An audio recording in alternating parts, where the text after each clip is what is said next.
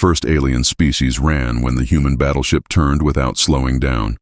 Not retreated, not repositioned, ran. Across 300 miles of burning orbital debris and broken moon rock, every warship in the Allied Concordance saw the same impossible thing.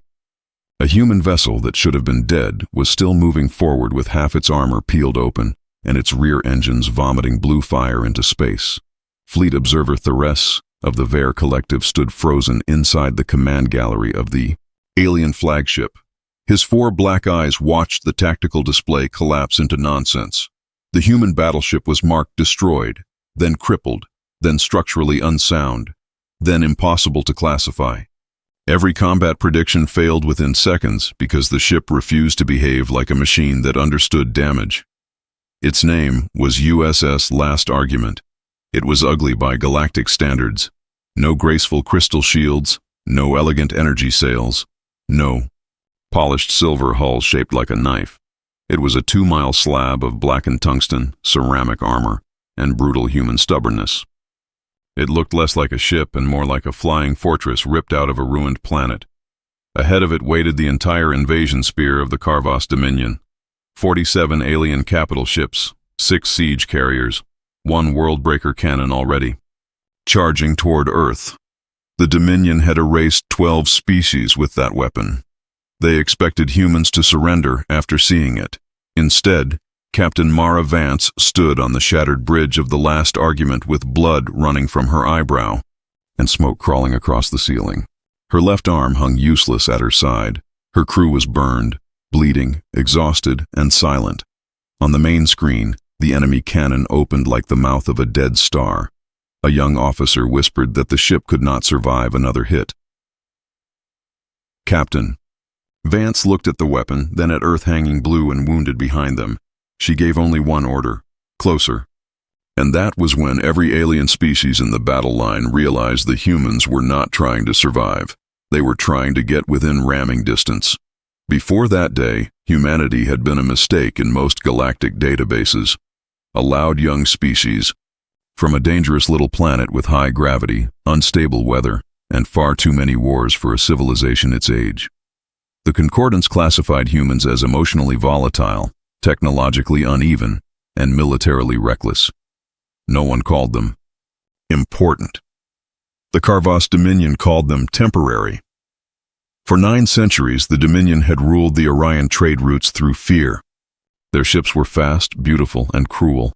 Their commanders believed war was mathematics. They measured enemy courage as a variable. They measured pain as a pressure point. They measured surrender as the natural result of enough loss. Against most species, they were correct. When the Dominion arrived at Earth, they expected panic. They expected evacuation riots. They expected governments to fracture and fleets to scatter. Their generals laughed when they saw Earth's defense line. Human ships were heavy, blocky, and slow compared to Dominion strike craft.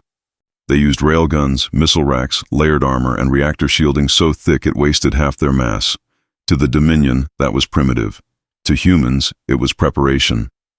Fleet Observer Therese had been assigned to record the fall of Earth for the Concordance archive. He was not there to help. None of the allied species were. The Concordance feared the Dominion too much to intervene. They simply watched from a distance while humanity faced extinction. For the first 6 hours, the predictions seemed correct. Human destroyers burned above Mars. Defense stations shattered over Luna. Thousands of missiles vanished against Dominion. Point defense lasers. The human fleet was pushed back toward Earth in a tightening ring of fire. Then the Last Argument emerged from behind the dark side of the moon. Therese remembered the silence that followed.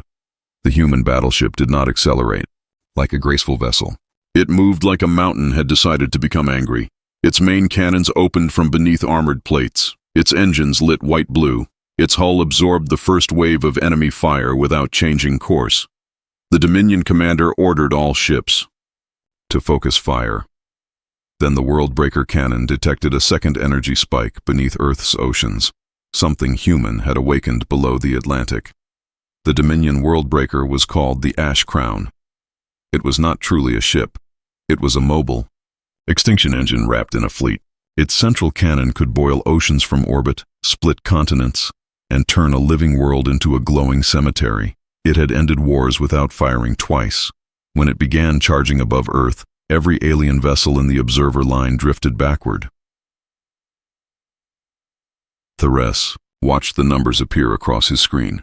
Projected survival chance for Earth after first strike, 0.8%. Projected survival chance after second strike, 0. Projected survival chance for the human battleship if it entered. The cannon's discharge path, 0.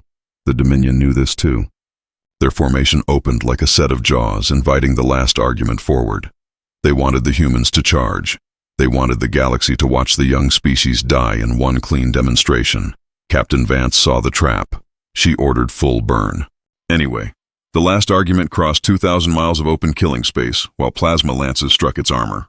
Whole sections of its outer hull vaporized. Point defense crews fired manually after their targeting systems failed. Medics strapped themselves to bulkheads so they could keep working when gravity flickered.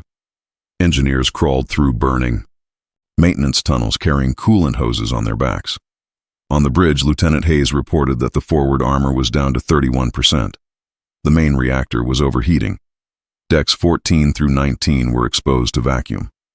Half the missile tubes were gone. Captain Vance asked if the forward railguns could still fire.